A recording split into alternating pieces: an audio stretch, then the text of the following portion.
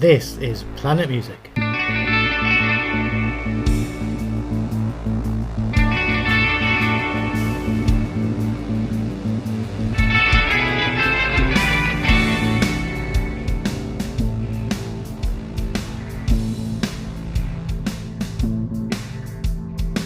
Welcome to Planet Music from the makers of Planet Marzipan. In a streaming world, we're proud to be a podcast that celebrates the art of the album. Hello and welcome to Planet Music. I'm Neza. I'm here with my good friends Craig. and Mikey. and Great. hi guys. Welcome Oh, back. We haven't recorded hello. for a while, so this is a bit of a reunion. Happy New Year. Not that long, but yes. Feels like it. Yeah, Too many singles to talk about, I think. That's what it was, wasn't it? absolutely, yeah. But welcome to the episode. We're here, as you can see from the title of the episode, to talk about Billy Joel's 1977 album, The Stranger. I'm going to start with the Wikipedia entry, as we normally do, and then we'll talk a little bit about the background to the record and why we've picked it, I think, if that's all right. So, The Stranger is the fifth studio album by the American singer-songwriter Billy Joel, released on September the 29th, 1977 by Columbia Records. It was the first of Joel's albums to be produced by Phil Ramone, with whom he would work for 5 subsequent albums. Joel's previous album, Turnstiles, in 1976, had sold modestly, Easy for you to say. I know, and peaked at only 122 on the US Billboard 200 charts, prompting Columbia to consider dropping him for his next release if it sold poorly. And it goes on, there's quite a lot. Yes. But, full disclosure, I think the four of us have all watched the HBO Billy Joel 2-part documentary, and so it goes, haven't we? Yes. Twice. We have Twice. Yeah. Twice. Yeah, which is why we've picked this album. If you've any interest in Billy Joel at all, and you haven't seen the documentary, it's highly regarded. It's a fantastic documentary, but it's 5 hours long, isn't it, Craig? Yeah, it's 5 hours over the 2 parts. Yeah. Yeah. But it's in depth and it's brilliant. It's really good. And Craig watched it in one day. Yes, I did. I mean, I think I'd say it's not even if you've got any interest in Billy Joel. It's like if you know some of the singles and want to know a little bit more, it's an amazing way of learning because it shows all the different facets of him as a writer and a person and stuff, and it gives you an insight into where the music comes from. So I think it's even if you've got either a general interest in music itself from that period, or you know some of his singles and want to know more. Yeah. And although we proudly talk about In a Streaming World at the top of our podcast, there is an audio companion to the HBO documentary, which is on streaming. It's 150 odd tracks, I think. 155 tracks, yeah. And it's got some really great live versions and alternate versions and historic things like Billy played on the day he signed to Columbia Records, and there's a couple of tracks from there on there. It's great. The documentary and the audio companion are both highly recommended. And it would make a fantastic box set, wouldn't it? For Christmas. It would, yeah. But Mikey would always want 2 more CDs in it, so Yeah, and it on vinyl as well. yeah. He'd want all the remixes, wouldn't he? Well, we picked The Stranger because it's Billy Joel's breakthrough album, really. Some of this is we've kind of gleaned from the documentary, but because his previous albums, I mean, Piano Man sold well for him, and then Turnstiles wasn't such a big seller at all. He was close to being dropped, though. I mean, this was a misplaced childhood make-up break time, wasn't it?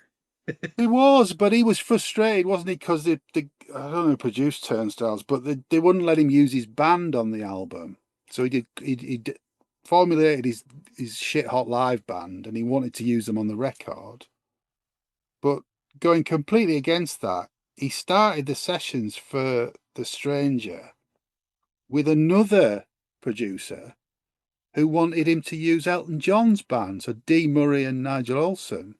So he went into the studio with them, and it didn't work out. I'd love to hear some of those tracks. They're not on the audio companion, but I'd love to hear what that sounded like. Because you did see some of the video, didn't you? You saw some of the video of those sessions, but there was nothing really that was Nothing on the discernible. audio, no, Yeah. no. And then the next person to get lined up to potentially produce the album Was was Phil George. Ramone. No, it was George. Well, That was George Martin. George Martin, but it didn't happen. Yeah. Because he wanted to replace the band with his session players. Yes. And Billy was like, take my band, or you get nothing. So, and he just walked away. Well, that's why, according to the documentary, that's why he went for Phil Ramone, because Phil Ramone was really into the live band. And of course, the players in the live band felt more wanted, and it kind of fed into all. And he was an in-house producer for Columbia as well, so yeah, cheaper. That helped. Cheaper. Yeah. He's on budget, on target. But yeah, it must have been a difficult time, I think, for Billy by then. He'd already been through a lot, as we've seen in the documentary, with the numerous bands he'd been in, and getting together with his best mate's wife, who then becomes his manager. Well, the best mate becomes his manager, doesn't it? Like his brother. Well, yeah, initially, and then his best mate's wife becomes his manager. Yeah. Which we may talk about again shortly when we come on to one of the songs on the album. Yeah. Well, in fact, two of the songs on the album. Two of the songs, yeah. But the album itself starts with what was the first single. So the first single was released. Sorry, I'm scrolling while I'm talking. Was released in September 1977. So a couple of weeks before the album, and it was Moving Out, Anthony's song. Now, there was a caveat there, because his missus had said, yes, it said that the record company can pick the first single, but she was picking the second single. Well, she said her story was that they did a playback for the label, record label, yeah, and they liked the album, but they said there were no singles on it. Yeah, we've heard that before. Yeah. And then look what happened. Yeah. So they picked "Moving Out" as the first single. What do you make of "Moving Out," Craig? It's an iconic Billy Joel song, isn't it? It really is. It's possibly one of the first songs of his that I was familiar with, because my introduction to Billy Joel came with Greatest Hits, Date 1 and 2. And it came in about 1987, because we used to do school trips to the France and Belgium World War I battlefield. And Maisie Rain, who was my history teacher, was an absolute massive Billy Joel fan. So Greatest Hits 1 and 2 and Innocent Man was two of the albums that you would hear for the whole 4 or 5 days being away. So that was my indoctrination into Billy Joel, and it stuck. Yeah. So Moving Out, yeah, it's classic track, and I've always enjoyed it. Okay. Most people know it, it's one of those things. Yeah. It's difficult with this album because there's so many songs that people. Well, that's it. There are some really iconic Joel songs on this album, aren't there? But also the fact as well, which is strange, because speaking of Greatest Hits 1 and 2, there's actually 6 songs from this album on that compilation. Yeah. Now, considering there's only, was it 9, 10 tracks on the album? The original. 6, 8. There's 9 tracks on the album, so 6 of them are actually on the compilation. Yeah. Mikey, what do you make of Moving Out? Just give you a tiny little bit of Billy Joel with me history, like Craig's just done there. Yeah. My introduction was Uptown Girl. As I've said in previous podcasts, I used to tape off Top of the Pops. So, Uptown Girl, Tell Her About It, Innocent Man. They were on my VHS tapes. I used to watch them all the time, loved it. When Stormfront came out, my interest had sort of come back round. What had gone on in between those two albums passed me by completely. Because they weren't big in the UK. Yeah. Rich didn't hit the UK, really. Well, exactly. But when Stormfront came out, I sort of like went backwards. That's when I discovered the Nylon Curtain, and I picked that album up because I liked the sleeve. um, and I thought it was absolutely amazing. It blew my mind.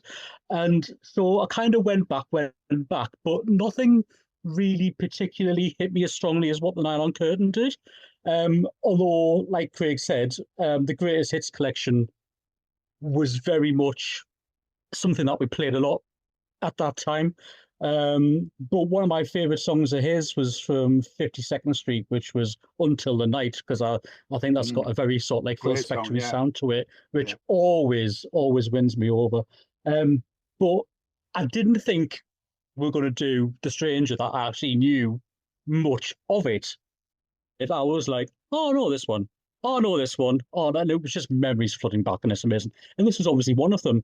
I think it's got this sort of like Supertramp meets 10cc vibe to it. I love its kind of slow, funky groove that it's got going on. And as I have said in previous pods, saxophones are not my usual.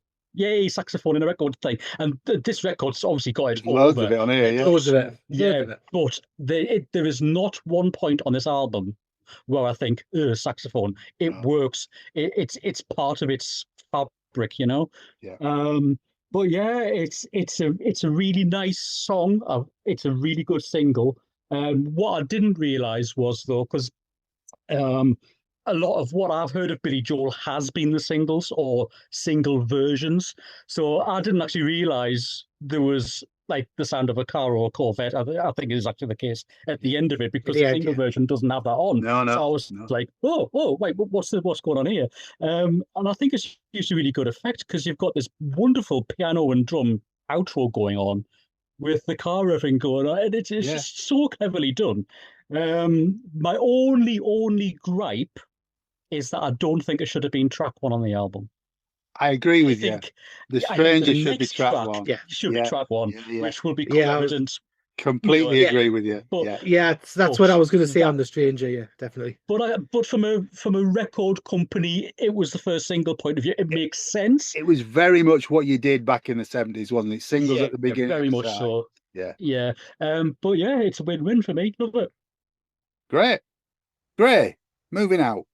It's brilliant. It's got a kind of funky groove to it. I think one of the things, if I'm remembering rightly, is rhythm section. This was the second album, I think, that Doug Stegmeyer and Liberty DeVito have been playing on, and I think they'd found themselves in a position where them and Billy clicked.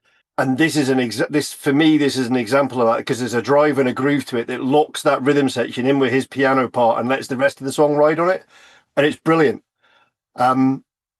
It's a great song, but I think I agree it shouldn't have been the first song on the album because it just hits you. And I think the Stranger would have been a better way to start. I love the fact that it became the title song for a musical as well, a Broadway musical called Moving Out, and it was the song that was played. And so, it's like it's obviously become part of the as a New Yorker, he's been absorbed by New York society, that kind of thing as well. So I think it's brilliant, and he is. You see it on documentary. He's violently New Yorker. He says, "I am and always will be a New Yorker, and that's how I sound." And you don't realize it, but I became aware of the album in '77. So my mum and my dad loved Christopher, Elton John, and Billy Joel. And at the time, all three were doing very similar types of story type lyrics and songs and long form things mixed in with ballads and all that kind of stuff.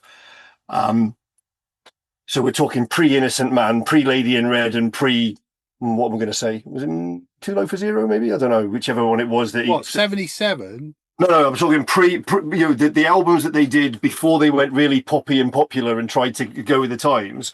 All their stuff the three of them were all very much story song lyrics, as piano-led, different forms of piano-led, but piano-led music driven with story form lyrics that were based on experiences they had. I think with Elton, you'd go up to Blue Moves because then he goes off into his disco phase. Blue Moves, yeah. Wonky, yeah. So I knew the songs, even though they weren't singles, some of the tracks.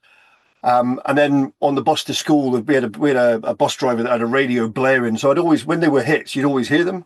Mm. You always hear the hits in the mornings and what have you. So although I was young-ish, How old were you in 77? 7. I was You were 7. young Yeah. then, yeah. Yeah, I was young. So it became, but I was that. So that year is the year I became aware of music and stuff. Yeah. That's the year that I started paying attention to things. So I started paying attention to what my mum and dad were listening to and like developing taste. And this was spun a lot. Yeah, okay, cool. Well, while you've been talking, I've been reading up on Turnstiles, and what I've said so far has been absolute crock of shit, because the Elton John band stuff was for Turnstiles. It wasn't for The Stranger. So we try and be as factually correct as we can, and I'm correcting myself already in this episode. Let's try to remember. I mean, for a 5-hour documentary, we're going to make mistakes, aren't we? Like because there was. Yeah, it's nice to realise I made a mistake and put it right in the same episode, though. Yeah. I think moving out, like some of you said already, the difficulty about this album is it's got a lot of singles on it that are classic Joel tracks. Moving out, I mean, it's got the heart attack, that sort of clever trick to it. It's a great song. It's a great Billy Joel track. It's in the wrong place, as Mikey and Craig have said. The album should start with The Stranger and with the Stranger theme, which we'll talk about in a minute, because it ends with the Stranger theme, so it should start and end that way for me. Yep. But it's it's a good song, and it was a hit the second time they released it. So Can I just say one of the things? So you picked up on the ack, and I love the fact that I may be wrong, but I think it was done naturally. They actually sang the ack. Oh yeah, it's not done by effects and all that. Yeah. Nowadays they would use effects to do that, but I love the fact it's sung that way. It's how they do it. Well, he can do it live then, can't he? Trading Yeah. a Chevy for a Cadillac. Even the parody on, where was it, Saturday Night Live, was it, or was it all the rip-offs and taking the piss out of them when he fell out of favour. Yeah. So it's No, it's a great start. Track 2 is the title track, and it's The Stranger. Craig. Yes, which has its infamous introduction whistle, and that, which was only a guide track originally, and Phil was like, nope, leave it as this, I like the whistle. He was trying to figure out what instrument to do it with. And with the way that it's done, with that Stranger theme at the start and the end of this song, and also it ends the album right at the backside one on the end of Everybody Has a Dream. I don't. They use the coda twice, which I don't really agree with. I don't think this track should end with it. I think they should leave No, and then the album. Yeah. It's a bit odd ending with it, but to me, though, I mean, I know we'll get on talking about track lists and stuff like that, but I do think there's a couple of songs on here which are in the wrong place for the album. But that's I would move some stuff around. Yeah. And I mean, I'll say straight. I'll shoot me load early. I do think "Scenes from an Italian Restaurant" should be the last track in the album, because I think it would fit as an end track because of it. Because I really don't think the way that some of the last half of the album works that well. But anyway, Stranger. It's the end of side 1 of the record. Yeah. But I think Stranger, it's never been a favorite of mine. It's all right. And I think that's also odd, because the Stranger theme in here doesn't really have anything to do with the song in the middle. No, it just fades out and then the song comes in, doesn't it? Yeah. It's got no relation to it. So essentially, they could have done with those pieces of music as bookends. It could have essentially been used on any song. Yeah. And it could have been used better. But it's probably the Stranger theme is probably a better hook than is in the song, I think. Yes, definitely. But yeah, Mikey, what do you make of The Stranger? Oh, sorry, have you finished? Yeah, the only thing I was going to say, but again, this is one of the songs that is on Greatest Hits 1 and 2 as well. Is it? Yeah. Cool. Yeah. Okay, Mikey. Well, I fucking love it. And the reason why it's on Greatest Hits 1 and 2 is because it was a single in Japan, Australia, and France. Yeah. There's a 4-minute 10 edit of it, which doesn't have the coda of the Stranger theme at the end of it. But it does have the Just at beginning. the beginning. Right. Yeah, so it's just the fade out, which I think it works better. And I think, you know, we're kind of alluding to it, but I think it should have been left off this and it as it is. But that lovely sort of like, you know, lounge style piano at the beginning with the whistling over the top, it's wonderful. It's iconic. And I'm going to mention the 10cc thing again, but it's just, I think it's just the sound of the guitar, you know, da, da, da, da, da, da, da. I think it's brilliant. And there's almost like, there's not, it's like a stop-starty sort of time signature thing going on with this track. It's almost jazz, but not quite. And the choruses, they're sung in a really sort of like weird, dissonant way with the female backing vocalist, I think. It's the don't be afraid to try again, everyone goes south every now and then. Yeah. It sounds really, really strange. And then that comes away, and then you're back into the rock and roll stuff. I think it's genius. I really do.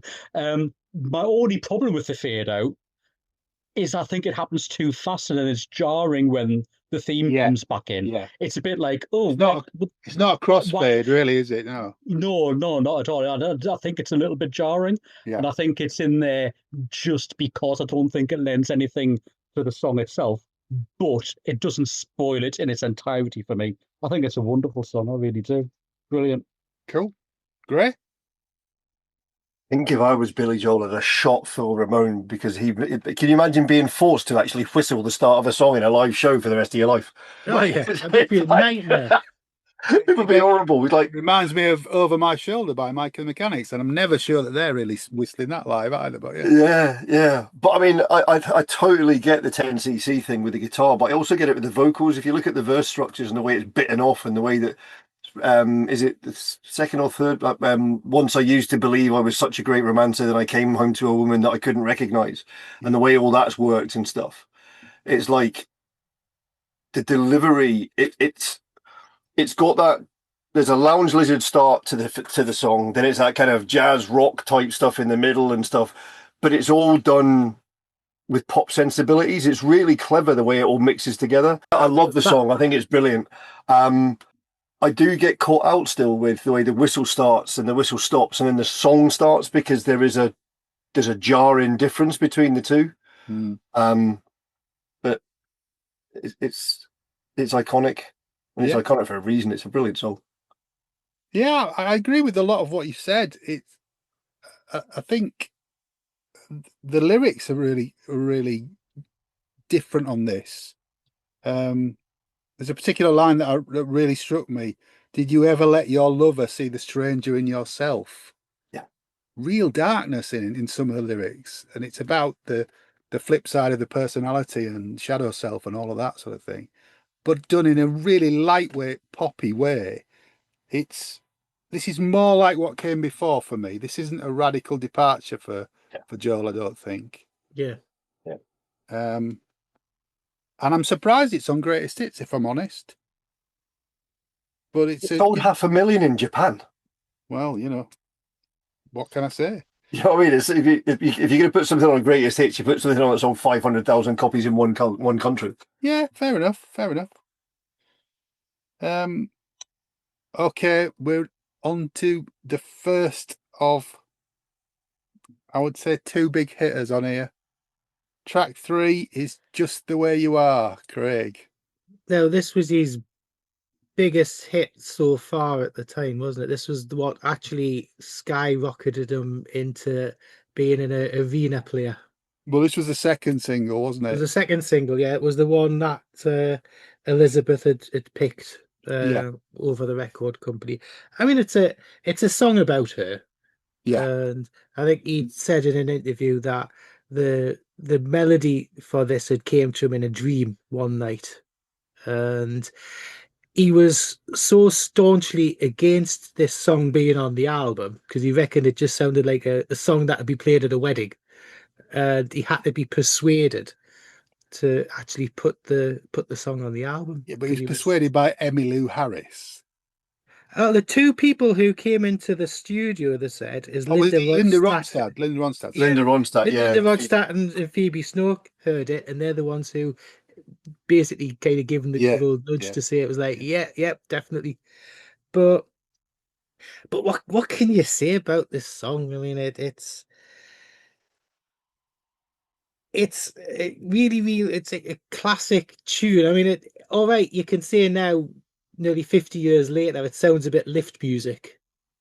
And if you're being quite harsh against it, if you're coming to it with like 20-25 ears, and I was knowing what the singers surprised by the studio version because I'd listened to it live more than anything else. it's got more of a bite, the live version. It's well, I think the intro with the Fender Rhodes on the studio version is amazing. It's absolutely amazing. Just the Fender Rhodes and Billy's voice for the first couple of lines. It's just wonderful. It just draws you straight in. Yeah. But one of the things that was funny when Phil Ramone was trying to explain to his drummer how to play it, what he actually wanted, Liberty DeVito. He says he wanted to imagine a backward samba, and Liberty was like, "What's a samba?" Yeah. It's like, yeah. Yeah, I can't ever recall. I can't ever recall seeing Liberty DeVito using brushes on any other song. Just give him a couple of hammers, you know what I mean? Yeah. He comes from the Bev Bevan school of drumming, doesn't he? Really is. But it's an iconic song, isn't it? I mean, everybody knows it, unless you've been living under a rock for nearly the last 50 years. Yeah. Mikey. It's another one of those ones that you're never going to forget from the moment you hear it. And this was one of those that I was so glad this was on the album because I knew what I was going to be getting. I'm just going off what you were saying there about the song might not be going on the album. Wasn't it the producer that said there was nothing else kind of there anyway? So Phil Ramone's got quotes that both back that up and debunk it. So yeah. But the single version that I'm more aware of is a good minute shorter because the second verse and chorus are completely removed. So the don't go trying some new fashion, don't go changing the colour of your hair. That's not in the single in it. So I was getting used to a broader aspect of the song, which I was like, I'm actually enjoying this far more than the single version that I'm used to. But it's 3 minutes, 3 minutes 30, I think the single version is. It was perfect for radio at the time. A 4 minute 30 song was never going to get played. So I think it was just the right song at the right time that actually saved his ass, I think, saved his career. So at that point, or certainly with the Redwood label anyway. But yeah, John, you're right. I mean, that Fender Rhodes piano is what makes it, I think. It's gorgeous. It's absolutely gorgeous. And I was watching an old Grey Whistle test on YouTube today. Yeah. And I think he did that. Only the Good, A Woman, and Moving Out. And they were all fantastic live, but so close to the studio recording. And I'm thinking, that's because the studio recording sounds almost live. It's so tight and well produced. Well, that's the benefit of him using his live band, isn't it? Yeah, that's it. It was like, oh, and watch it, and like you're mentioning all the attack acts from the first song, and it's like you can see them performing it live. It's not some effects on a twiddly knob back in them days, you know. It was really good. Anyway, I'm digressing. Again, I know it's actually been alluded to, but here we go, third song in, and 10cc is going to be mentioned again. Those breathy vocals in the background. Well, I've got that because it uses exactly the same keyboard sound as I'm Not in Love at the end, doesn't it? Yep. Exactly the same. Yeah. And of course, that came 2 years prior to this. Yeah. So maybe when he was having that dream, Craig, he had the radio on. 10 cc's, I'm Not in Love was playing. But no, I think it's wonderful. I'm not entirely sure that it fits on this side of the album. I'm not sure it flows very well after the first two songs. I think But there's something in what Craig said earlier. Side 2 does drop off a bit towards the end, and maybe a bit does of a little. It does a little. I think that would have lifted up side 2 a bit more. Yeah. But no, yeah, it's fantastic. Okay, great. There's not a lot you can say about it that hasn't been said already, really, is it? I mean, it's one of those classic standard songs that everybody knows, everybody considers it as a beautiful song. And for good reason. And there's people talked about the I'm Not in Love 10cc and all that kind of stuff, but I wasn't aware of the Frankie Valli and the Four Seasons link. The fact that as part of his dream that he'd had, it was that lyric from the song from Ragdoll, which for me kind of answers one of the reasons why I like it so much, because one of the albums my dad played to death when I was younger was Once Upon a Time by Frankie Valli and the Four Seasons, one of the greatest hit songs. And I'm obsessed with that album and some of the other Frankie Valli stuff. So to me, that's probably why that album, this song sticks out, because it has that feel about it, and probably why I like Innocent Man as well. But I love the song. There's not a lot I can't say anything bad about it, certainly, but although it's so well known, it's definitely not my favourite song on the album. No, it's not mine, and that will become apparent in a minute when three of us disagree with Craig. But it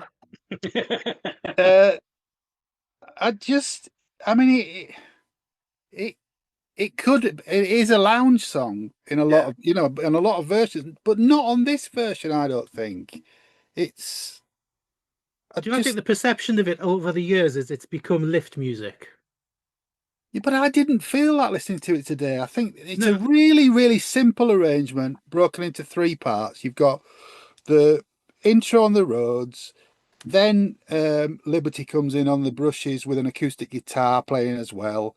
And then you just build up to that sax solo by Phil Woods, which is just absolutely iconic.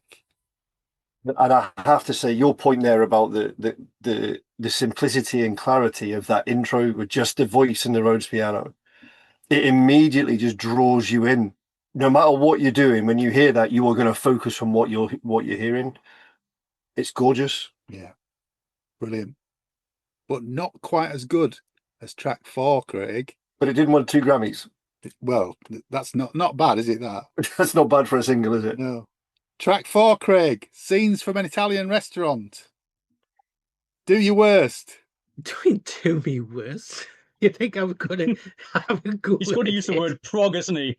Yeah, of course he is. I'm not even gonna mention the P word. I'm not even gonna mention the P word at all. I've got no need to mention the ROG word at all.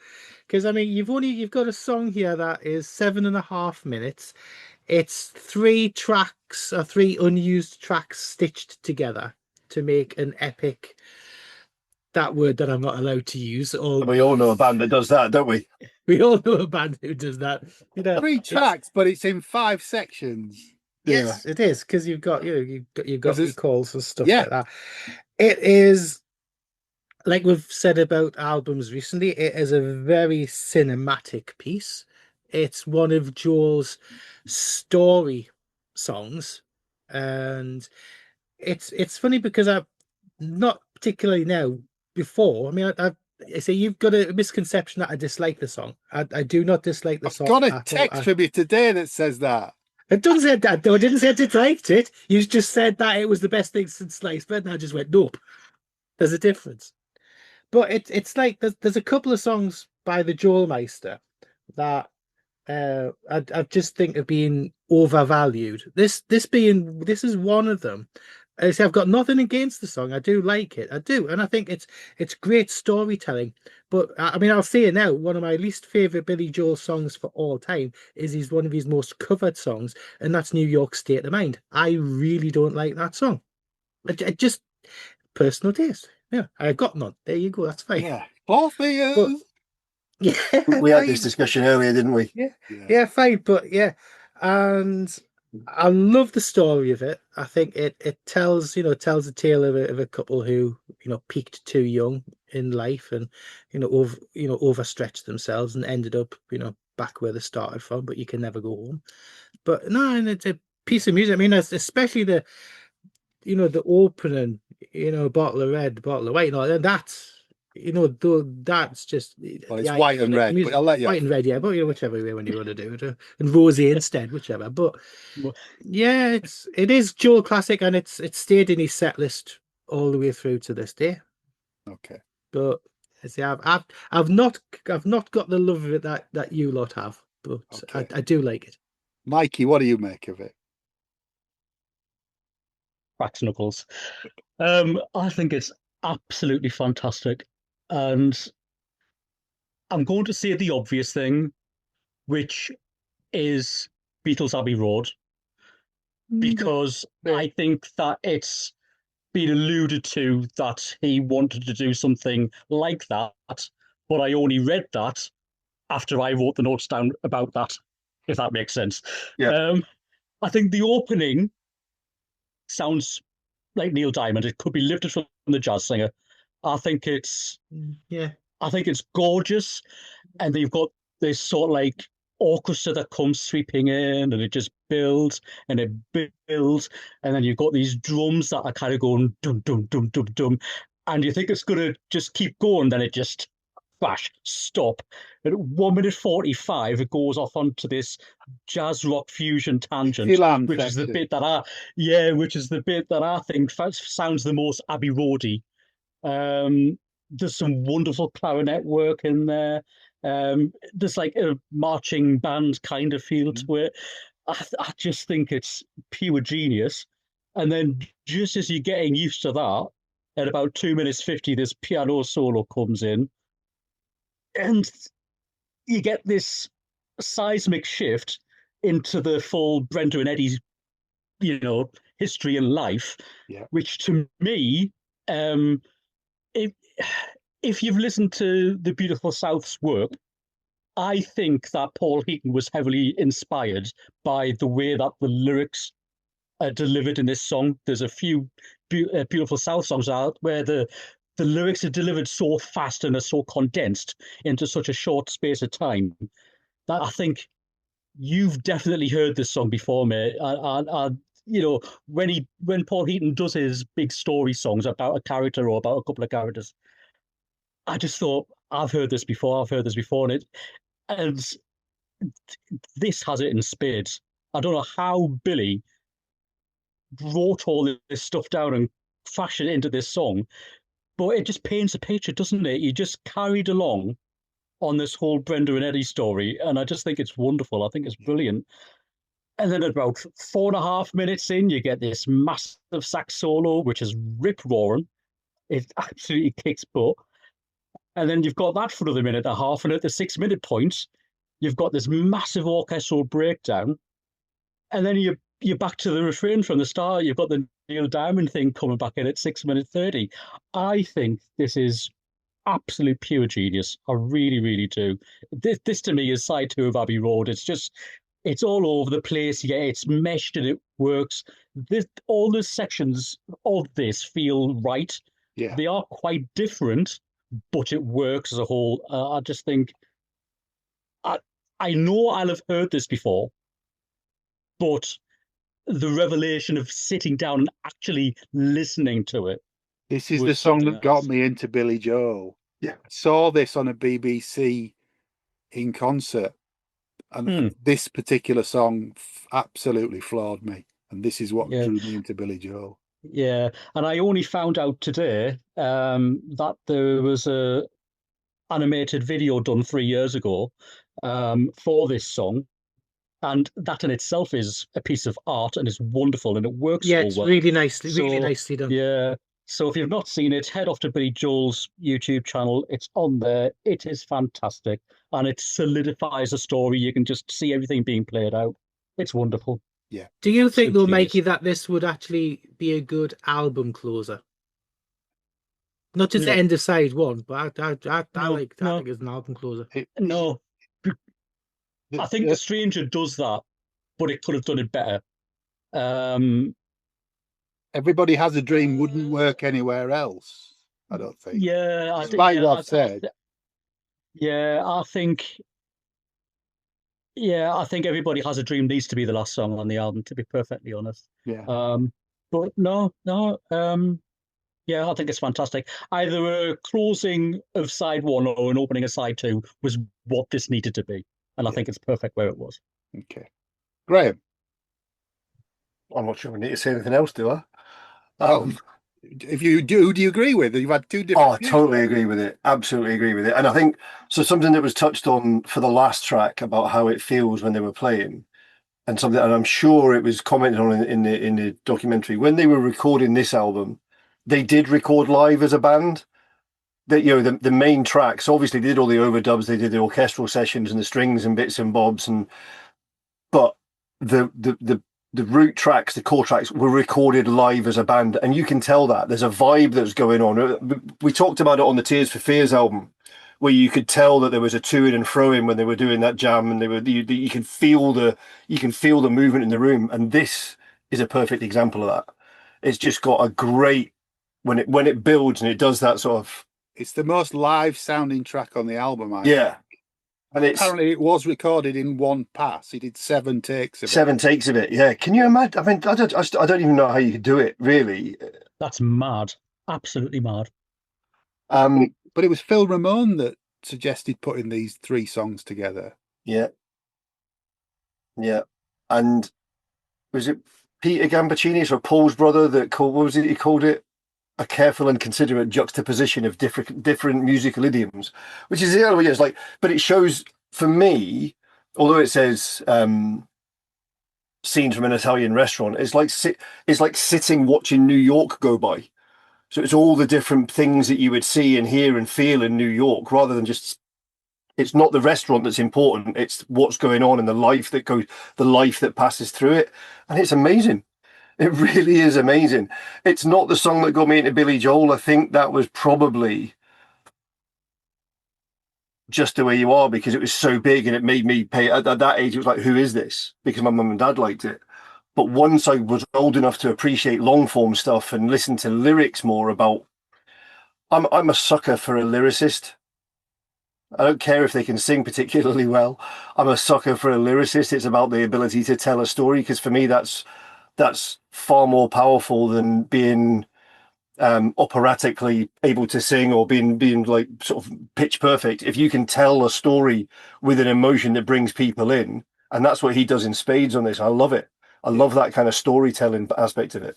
Yeah, I agree with everything that you guys have said, even some of what Craig said. For me, this is I love the way that at the beginning it's Billy talking to his partner or to you in a restaurant, and then it's almost like you're catching up on the gossip, Brenda and Eddie, and what went on with them. And then at the end, it ties it all back in, and he's back at the restaurant with you. I'll meet you anytime you want in our Italian restaurant. Yeah, it's just amazing. It really is. But the framing of it, it'd be funny with that framing on either side. You could actually, it's like some soundtracks. You could actually have a few different songs in the middle of it. Yeah. And still have the framework of at the beginning and the end. But yeah, I mean, there's some great lyrics. As Mikey says, the Brenda and Eddie section is delivered at breakneck speed. The lyrics, but the King and the Queen went back to the Green, but you can never go back there again. It's just brilliant. He's building up to singing Fast and We Didn't Start the Fires. What he's doing. he's getting the run up. What album's that on, Craig? I haven't got a clue. You're gonna say it. I'm saying nothing. Oh, you are. Yeah. Sorry, Okay. Sorry, before you go on, so there's something I haven't picked up on previously. So see musically and the playing live, and we said about 10cc influences and what have you. Am I right in thinking that there's more than one of the musicians in this band that were played with Steely Dan or were part of Steely Dan? I don't know. Who are you talking about? So Hugh McCracken played with Steely Dan. I know that much, but was there not? I'm sure there was.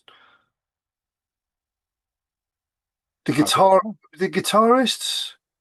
Well, there's quite a few different guitarists on this album. That's the only role that isn't tied down to a band member, I think. Is there like five or six different guitarists on So I this think there's album? 3 guitarists plus so, but yeah. So Steve Kahn, Yeah. Steve Right, Kahn, oh. and Hugh McCracken both played with Steely Dan. Yeah, that's it. Right. Okay. And I think that, as well as having the tight rhythm section, I think having people that have played together elsewhere and coming into this it gives them that freedom to play live because they know each other, so they can look at each other and get the vibe rather than follow something. Do you know what I mean? I mean, Doug Stegmeyer's bass. I mean, Liberty's just phenomenal on this, but Doug Stegmeyer's bass is just amazing. Some of the stuff I got it in my notes. I didn't say it, but on The Stranger, some of the bass stuff he plays on there is it's absolutely Mind-blowing. outstanding. Yeah. Yeah. Anyway, shall we turn the record over? Oof. Side 2, track 1 Can't do that with me streaming record. I'll try. Hold on, turn my phone upside down. is Vienna. Craig. For me, it's a bit of a mid-level Joel track. The odd thing is this, even though I don't play The Stranger very often as an album, and it's not on Greatest Hits 1 and 2, it is quite a often played live track. So I'm more familiar with live versions of it from albums, and so I'm more used to listening to a live version of it than the studio version of it.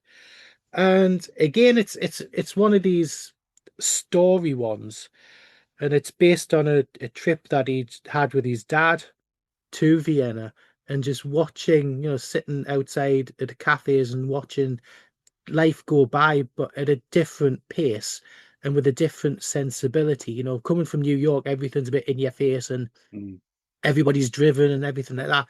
Where he was watching a European, not exactly laissez-faire, but people proud of their jobs, being a street cleaner, or proud of the job serving in a restaurant and stuff. There's no ambition, was a lot different, and he's not used to seeing life at that pace. So he wrote a song about it. And Okay. it's a nice tune. I like the accordion and stuff like it, which kind of it matches back with scenes from an Italian restaurant as well, with the accordion and it. Yeah. But see, I do like this, like live versions. I'm used to live versions of this track. Okay. Mikey. Going back to our last podcast, it certainly knocks spots off Verona, doesn't it? Would rather listen to Vienna than Verona. It's a bit of a sort of like a middling track for me, this one. Yeah. I think I wished side 2 had kicked off with a bit more oomph, or had it been Just the Way You Are that started side 2, maybe that would have fitted better. But I do like the swing jazz kind of going into pop rock fusion. It's a weird mix, and it sounds like it's quite a simplistic track, but the more you listen to it, it's got more depth to it than what it actually probably does on first listen. The accordion part at about 2 minutes in, I actually really, really like. It does lend itself to that European feel. Yeah. And, it sounds a bit trite, but if you sit and listening to it, you can picture yourself, in Europe. And I think he's shift from that New York style to a European style is very evident on this track. But yeah, it's still a Billy Joel track. He's not pretending it's anything different. I just think it sounds a bit different to everything else on the album. Don't dislike it, but I think it's a bit middling for me. Okay. Great. For me, this is only topped by Italian Restaurant for me on the album. There's something about the way the lyrics are written in this that it's so heartfelt, and it's like trying to talk to yourself, an older self talking to your younger self, saying, "Look, just calm down. It'll be all right. Don't rush it. It's going to come. If you rush it, you're going to miss it." Was this written before or after? Because obviously he got the phone call about his dad. They found his dad in Vienna, didn't they? if you've watched the documentary when they say, "Oh yeah, we found your dad. Where is he? Oh, he's in Vienna." Was this written before or after that? Because he went to Vienna to see his dad. Is that when he wrote this song? Yes. Right. Think so. Okay. And I think that think shows so. it's a case of, because it's the complete juxtaposition of the rock star life, all that kind of stuff, and then seeing the calm, exactly as you were saying, the calm life, but also where music is, because obviously when he was very young, he was playing the Bach and the Beethoven and doing all the piano pieces and what have you. So he's harking back to a younger life that was a happier place, and I think it shows in the way it's written in the lyrics. I think the only thing on this album that tops it for me is Italian Restaurant, because it's so heartfelt. Yeah, I think that as Maggie says, it's a simple arrangement, but it benefits from that. The lyrics are about, for me, are about reflecting that don't do everything in your 20s and 30s. Life goes on. Vienna waits for you. You'll be, when you're older, there's a place for you. And I think that reflective lyric really suits the laid back approach and the simple keyboards on it. It's not something that I would particularly pick out. I think for me, the main hook of it is the line "Vienna waits for you." Yeah. And the way he sings it. But it is probably one of the highlights of side 2 for me. I can't really add much more to what you've said. It's a lovely song. The second track on side 2 is "Only the Good Die Young," Craig. This is a corker. I've always loved this song. It's got a great upbeat vibe to it. To me, this is where John's going to put lots of faces and go ick. This is his almost like trial run for what he did on Innocent Man album. This one's yeah, but yeah, it's got a 50s and 60s a feel to it skiffle, with like a skiffle. it's got a 50s and 60s feel to it with a 70s sensibility. So it's him looking back to when he was younger and the rockabilly, not rockabilly, but the rocky kind of stuff back then. And it's also one of the things that he thought was hilarious, because it'd be the Catholic schools were banning it because of the Catholic girl references in there, and it helped make it a hit. So he wrote a letter to the diocese of the church that to go, please can you ban me next single? Yeah. I want to make a hit out of it. But no, I've always loved this song, and Okay. it's great fun. Great fun. Yeah. Mikey. This was one of the ones that I thought that I didn't know, and then when you listen to it, you go, "Oh yeah, it's that." Oh yeah. Oh yeah. Again, it's another one that starts off with a very gentle piano and then just goes off in a completely different direction, which and it's I can't quite put my finger on it. It's almost like a shuffle beat to it. Yeah. But it's almost like a reggae vibe. I'm pretty sure I read somewhere that he almost did like a full reggae version of it. I'm glad he didn't. If they put more trumpets think into it, it would have gone reggae-wise, yeah. The reggae version's in the box set. Oh right, okay. Is it? Yeah. So in is it My Lives? Oh right, yeah. And it's much slower, but it's reggae. We'll have to pull that out. Oh, John, are you going to pull your copy of My Lives out? Are you? No, I sold it. I sold it. I also aren't showing you my deluxe copy of The Stranger either, because I think I've sold that. Yeah. I can show you my copy of My Lives if you want. Yeah, go on then. Dust it off. I can go and get it. I know where it is. No, boys. Right. Anyway, this was a single in the US, as Craig mentioned, and I think quite rightly so. I think it's as catchy as hell. Yeah. It was the last single, wasn't it? From again, there's another. Yeah. There's another bit of amazing saxophone work, which is really uplifting in the track, which is weird because the lyrics are a little bit it's not like a jolly song, is it? You know, it's kind of a guy basically trying to say to somebody, "You're going to put out or what?" And I don't know. I'm not sure that sort of song would be. You would get away with it in 2025 if people read into it too much. But no, I think this is great. It's definitely up there. It. I think the problem is it's very much an album of two halves, and the second side of the album is a little bit lacking in certain areas. But this, I think, gives it the lift that it needs.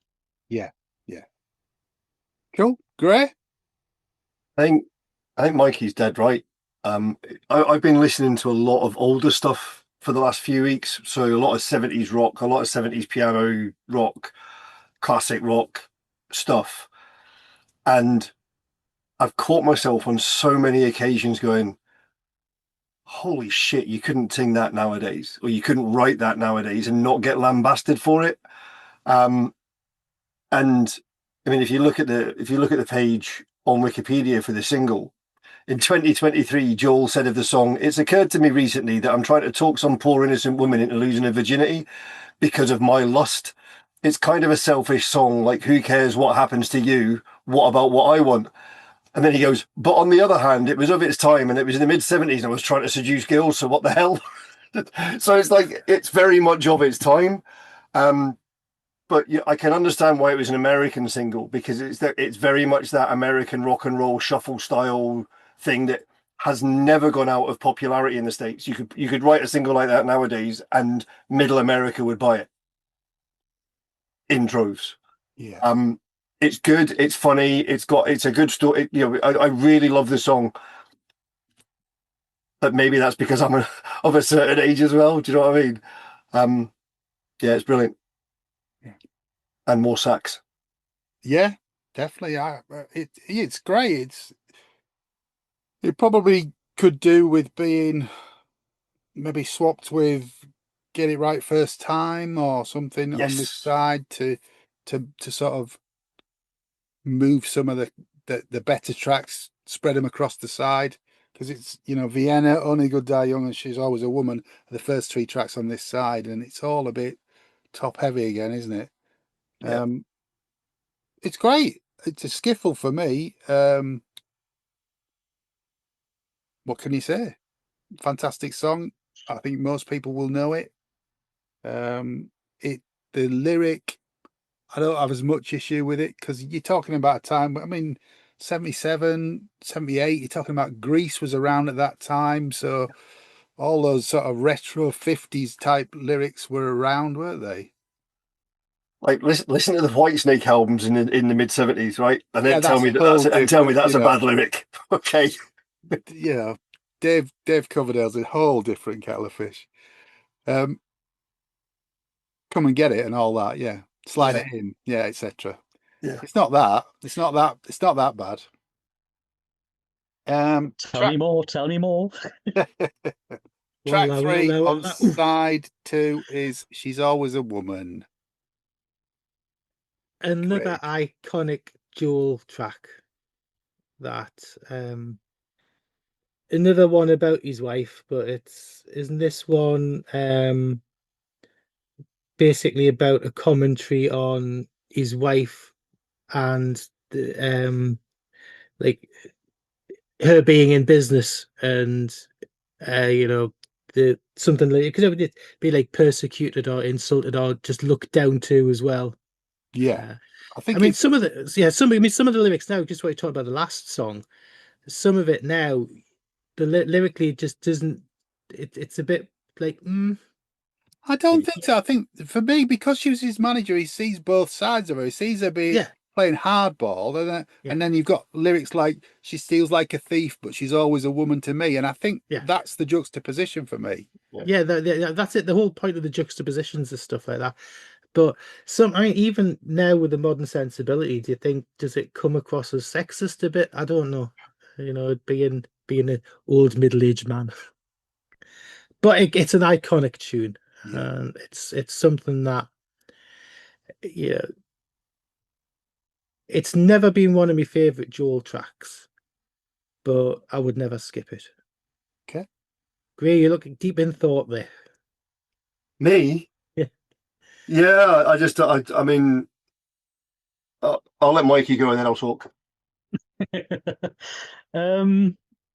Again, another one of the Billy iconic Great American songs, isn't it? I think if there's going to be a song that people say, "Oh, Billy Joel's the American Elton John," this would probably be one of them. I think if like very early Elton, I think you can kind of go, yeah, I can see the similarities. I think that's where it begins and ends for me. I think the two guys are miles apart in a lot of respects. I think this sounds more John Denver, to be completely honest with you, than anything else. I think the piano and acoustic guitar work on it is beautiful, absolutely beautiful, and the lyrics just roll across the music. It just seems effortless, and it flows, and it's almost like a lullaby. It's really really lush, but at the same time it's quite a sparse arrangement. But again, a bit like Vienna, it lends itself to the song that it is. Um, there's a lot of minor chords going on in the song as well, which kind of underpins the seriousness of the lyrics that's going on. Um, I think it's wonderful. Um, Again, another single. It was a single in Japan and America, and quite right. So it's a folk song, but it's a Billy Joel folk song. I think it's great. I really do. Okay. Great. Yeah, so the choruses are in minor and the verses are in major, which I find really weird because the song sounds kind of melancholic because he's been bemoaning the failures and the bad bits as well as the good bits. I don't think they are failures and bad bits. No. But so he's talking about she does this, but she's still a woman. She does this, but I still love her. So it's like it's counterpoint and balance.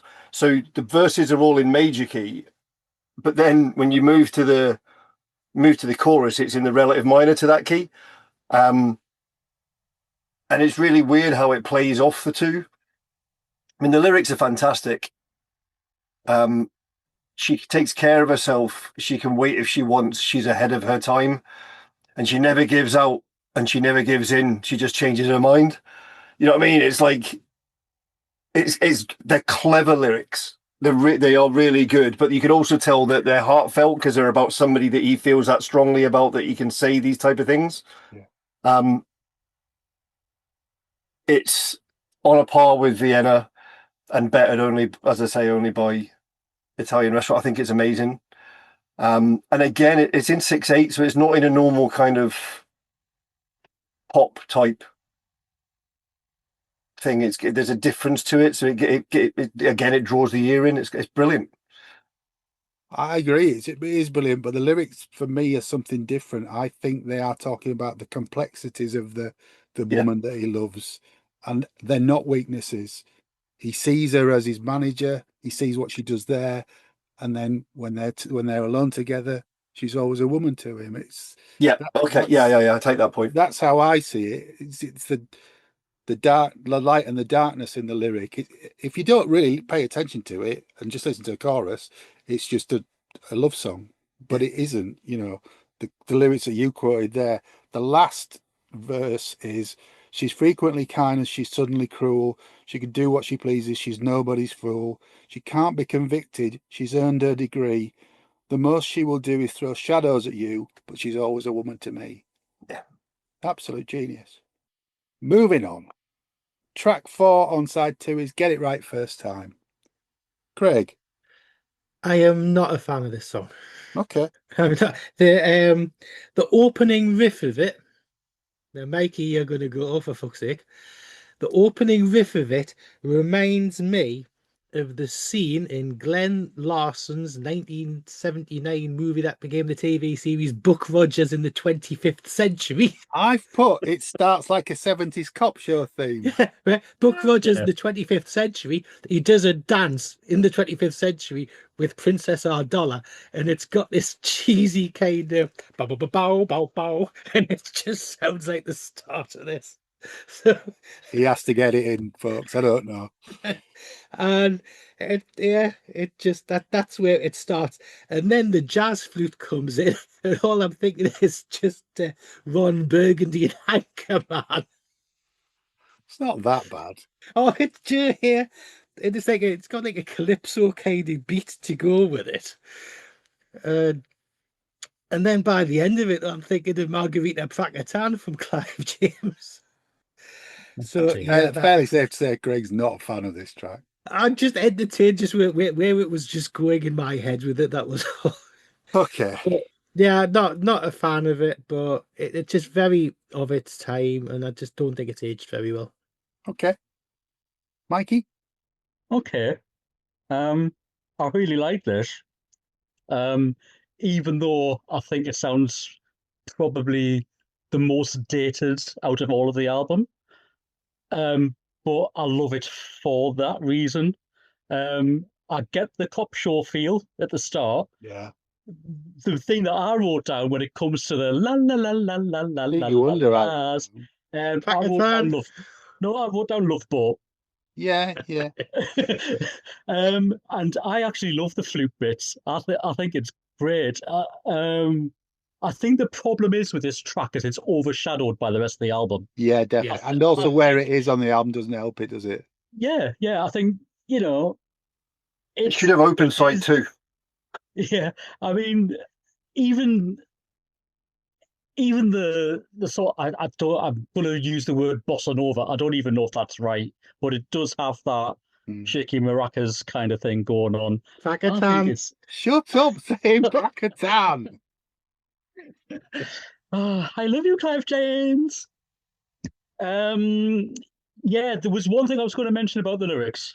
There's a line in it which says, "I'm not much good at conversation," which I think is really interesting because in Just the Way You Are, he uses a line, "I don't want clever conversation."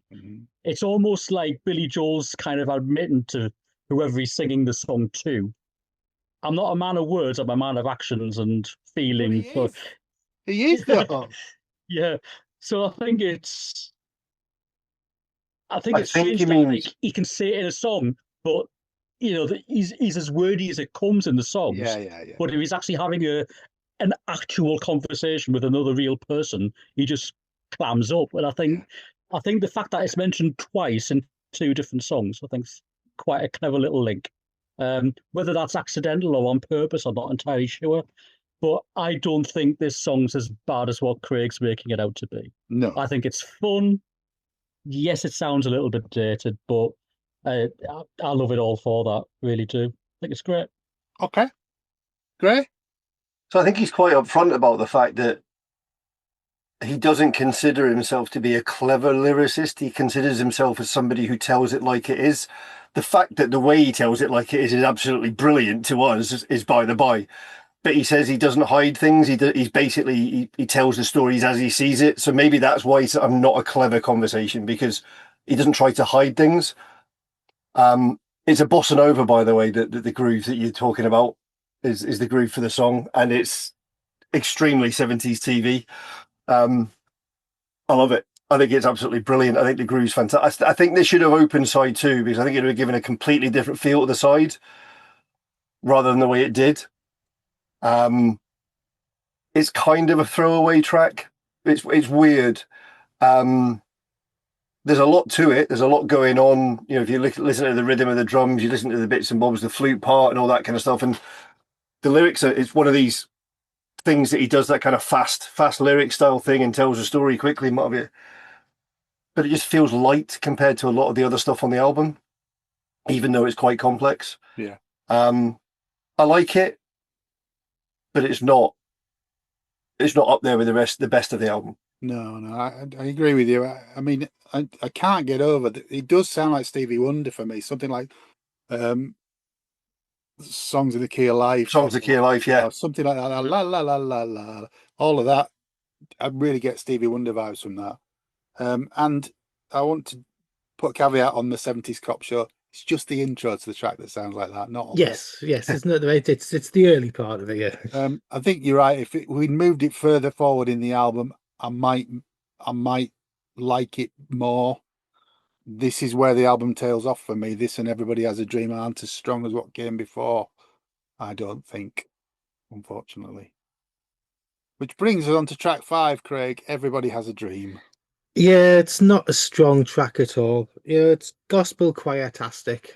It's the in it, even these vocals, because they sound different on this because they've recorded different. They've got the kind of the church kind of echo to them, and Bit of it's got reverb. yeah, it's got a different. This song's got a different feel to the rest of the album, and Yeah. I don't think it necessarily fits with the thematically and that musically with the rest of the album. Um, a bit of Hammond organ, and it's not massively memorable. And I mean it's 6 minutes odd, but it's actually only take 4.5 minutes before it Because that fades 6 minutes out. Yeah, includes the stranger. yeah, fades out and then fades back into the Stranger theme, Yeah. which doesn't. I mean, I get it as an album closer, but it doesn't really fit with this track. You would have indexed it separately, wouldn't you? You would have put the Yes, outros as a separate track. Yeah. yeah, but it isn't. And it's not a track that I'm particularly familiar with in any case. It's not one I've gone back to a lot, so I've not actually heard it a lot over the years. No. But Okay. no, it's a bit of an uninspiring closer for me. All right, Mikey. Well, I have to wholeheartedly disagree. If you imagine the Stranger album as a movie, this is the song that will play as the end credits roll. I think it sums everything up and just offers an addition to the musical diversity that the album has been. It's like the gospel work, I think, sounds absolutely wonderful, and it's got this build to it that just soars as the track goes on. I agree with what Craig said about the vocal recording, though, because had you played me this song cold 2 weeks ago, say, and said, "Listen to this. Who do you think it is?" I wouldn't have been able to say that's Billy Joel. It's almost, and I'm not saying it sounds like him, but the delivery and the style of the song's almost Ray Charles-ish to me. Yeah. See that, Um, yeah. I just think it's really, it's just a lovely ending to the album. And if you just imagine those credits finishing, you've got the filmed in Technicolor words at the end, and it fades out, and then you've got an end credit scene, which is the Stranger refrain. So you hear the guy walking down the street whistling, and that's the end. I think the way the album ends is absolutely top notch. I really do. But that'd be me. Yeah. Gray? I'm going to disagree again. So I find it really. I find the lyrics in this. I find this song quite jarring because the rest of the songs in the album, even the ones that aren't fully positive, have a positive attitude to them. So if you take "She's Always a Woman," exactly as you were saying, John, he highlights things that perhaps he doesn't like, but he accepts it because it's her, and he accepts it's the whole package. It's what he like. You look at "Just the Way You Are," it's like accepting things. You don't change, do this, don't that. And then in this song, he is doubting absolutely everything. He's doubting himself. He's doubting his ability. He's doubting, and it really jars. I also don't like the composition of the song. For me, it doesn't sit well with the rest of the album. There's something about it for me that just it falls flat, which is surprising because I like songs with choirs in them and all that kind of like flamboyant stuff. But I just feel,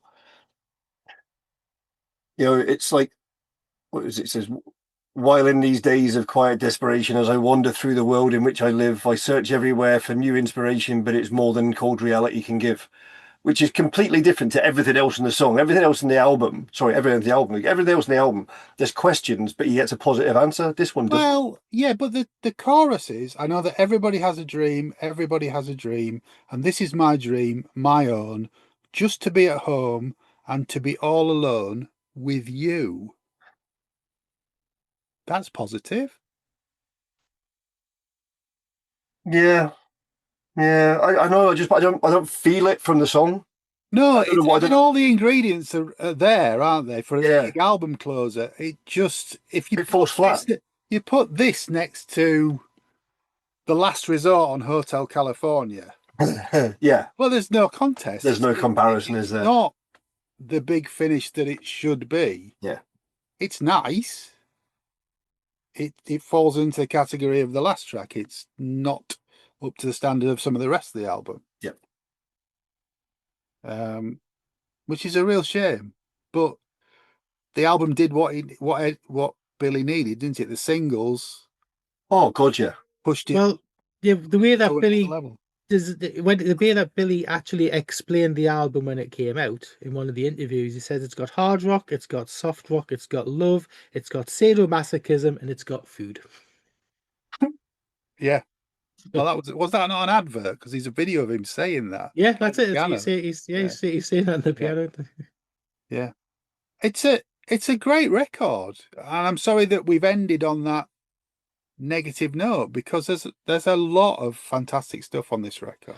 It is. I mean, you look at this is the album that made him a superstar. Really, it was this is his album that went from playing theaters into playing stadiums pretty much, and you've got to appreciate it and love it for what it is. I mean, very well it is nowhere near my favorite Billy Joel album. What would that be, Craig? Yeah, I've never mentioned that so far. Oh, but that awful album. Stormfront has always been my favorite Billy Joel album, head and shoulders by far. So do you not think this album suffers from in the 70s in particular? I think single records, the singles that were the hits, and we said this right at the start, they were always front loaded. Yeah, on the album.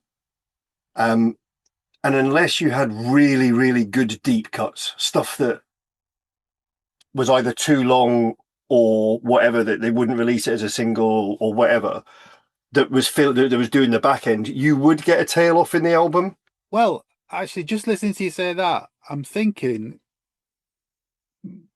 it depends on how much sway you've got with the record company, because Elton's early 70s albums weren't single loaded at the front. If you take Yellow Brick Road, but he had full control by that point, didn't he? Exactly. He had more say. Billy was about to be dropped by Columbia. So he had to do what they told him to do in the single at the beginning, then you put the single at the beginning. Yeah. Yeah. And also, it was back in the days of an album a year. Yeah. Yeah. So you had, and whether you wanted to or not, you had to have an album out, and it had to be finished and prepped, and you had to do everything and do everything all within a space of a year. So filler. So and that might account for those last couple of tracks that we've just kind of written off there, might it? Having said that, we're saying they're not really good. If I'd written either of them, I'd be really chuffed. Oh, me too. It's like, it's like I didn't say the last track was dull or. But your ears are almost as cloth as his, aren't they? No, it's good, Mikey. It is. It's like it's trying to be a big old finish. It doesn't quite hit that mark for me. That's all. I get it. There is stronger tracks on the album. I'll give you that 100%. Yeah. And what I say about The Stranger is, for me, is I found there was no reaching for the skip button. That's good. It didn't. Yeah. Even the ones that I was like, not really getting this. I think I could quite happily listen to The Stranger moving forward from start to finish and not skip a track. Yeah. Whereas when we did Elton's Blue Moose, for example, there would be songs, unfortunately, in that album, maybe because it's a double album, but primarily because I think there's stuff on there. Batshit crazy. None of this is filler to me. There's one But song on none of this Blue album's Moves. filler to There's me. only one song that needs to be taken off Blue Moves, and that's it. Between 17 and 20 is the only song that needs to come off. But the thing is moving forward though, from this point in 77, right up to 1993, his songwriting, he might have dipped in a couple of places and stuff like that, but he was still writing bangers all the way through. Like all the way through.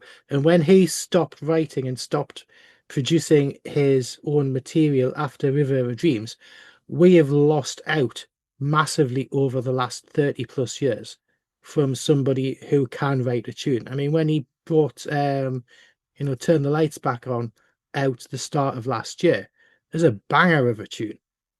And I think it's just a shame that he's not enjoyed writing anymore. And Well, I think that's it. He's done his classical albums, his classical album and music, yeah. and he gets more out of that. He's earned the right to be able to do that now. It is a shame, but having been an Elton John fan and living through some of the shite he put out in the 90s, I'm not sure which. I mean, he came out of it, thankfully. You haven't got anything as bad as Leather Jackets in the Billy Joel collection. No, but he's actually said that he's now open to writing with other people, and he's not closed the door again on potentially writing more songs or writing another album. I just don't think he wants the pressure on him to say that he's going to do it. I think if it's going to happen, it's going to happen naturally. So yeah, there is a chance of more material to come, but I don't think he wants to do it on his own anymore. I mean, there's endless Joel live albums out there, isn't there? Now? They're just because he's constantly toured up until now when he's being told that he can't at the minute. Yeah, but he's been touring regularly since he stopped recording.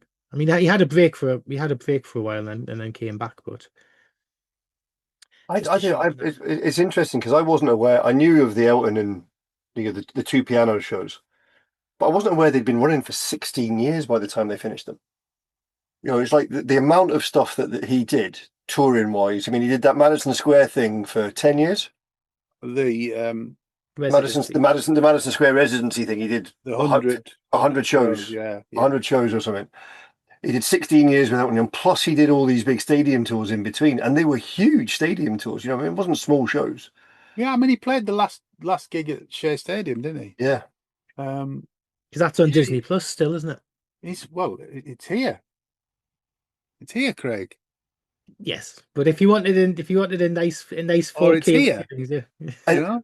Interestingly, as well, if you look at the audiences in his shows, it's not as if they've stayed the same age all the way through. There are young people that. No, I think parents have taken their kids and they've kind of grown up with him. Yeah.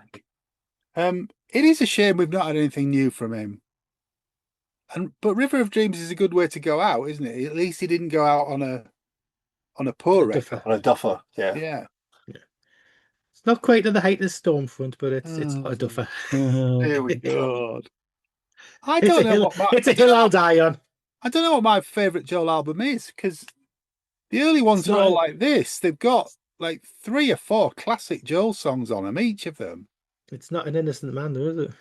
Definitely not An Innocent Man. That was a massive. It's still Nylon Curtain for me. It has to be. Although I do have to say, 52nd Street and Now the Stranger, I will be playing a lot more than what I have been. Yeah.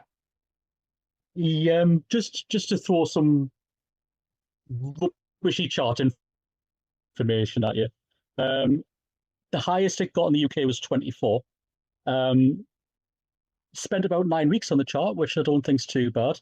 But the company he had in the charts that week was second to none.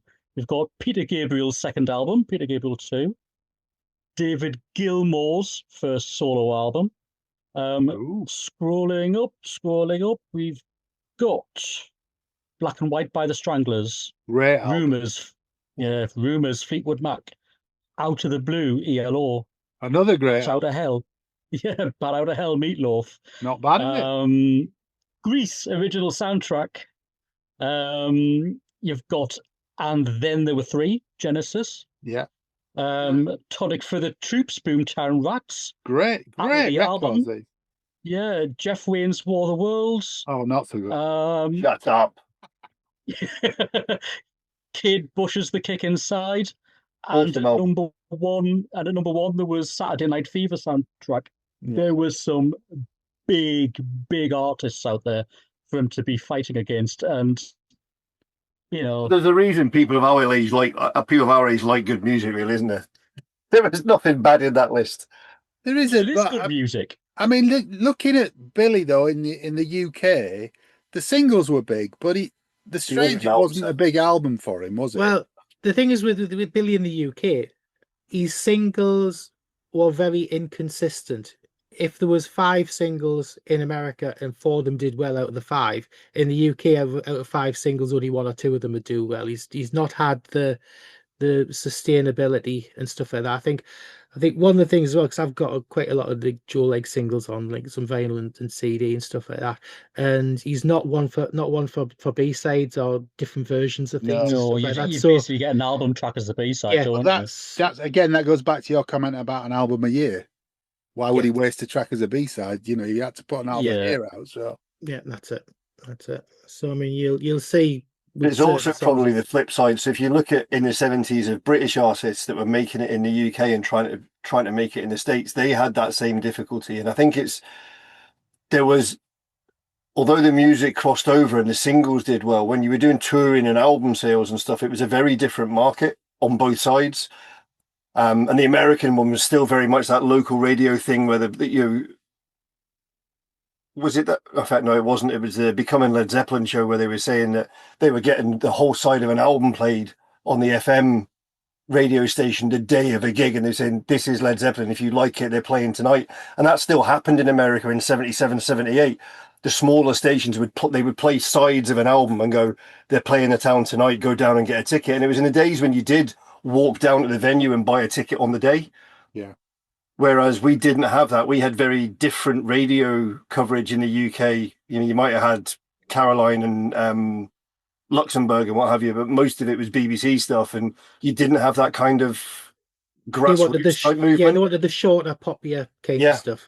Yeah. Well, in the super deluxe of this album, there's a DVD with the Old Grey Whistle Test broadcast from March '78 on it, which would have been probably his first major exposure in the UK. And it's a great set list, but there's only probably the singles on there. Yeah, Moving Out's on there, Always a Woman's on there, and Just the Way You Are's on there. Oh, and Only the Good Die Young. So, but the rest of it is older stuff. Miami. Some of that footage is on Broadway is on there. Craig's favorite New York State of Mind's on there. Souvenir. So it's because there's Old Grey Whistle Test footage in the documentary, isn't there? Because I remember sitting with. There is, but it's from that. There's bits. Yeah, so my wife and I were sitting watching it, and I remember saying, "I said, you know what? I missed that show." It's on YouTube, that show. Yeah, no, I just meant I miss Old Grey Whistle Test because if you look, it was phenomenal.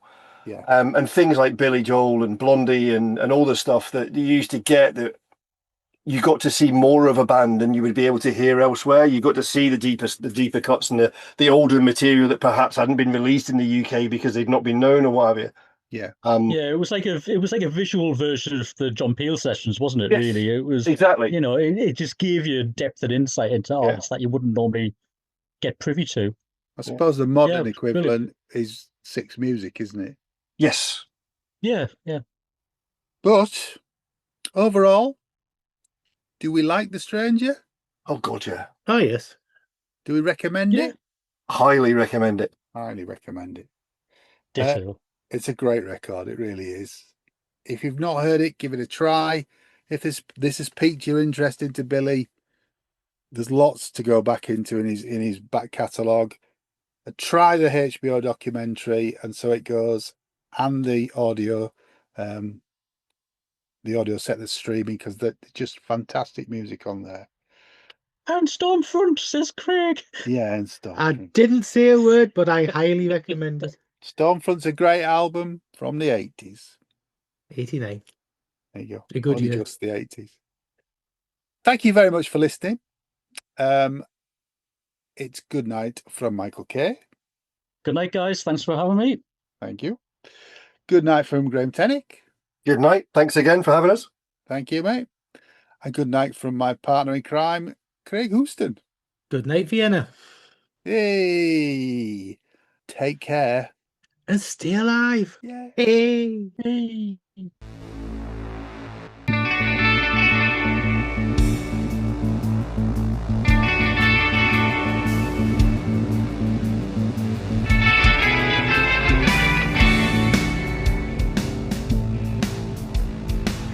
Thanks for listening. To Planet Music from the makers of Planet Marzipan. If you like what you've heard, please like and subscribe, and maybe even join our Facebook discussion group. You can contact us at planetmarzipanpodcast@gmail.com.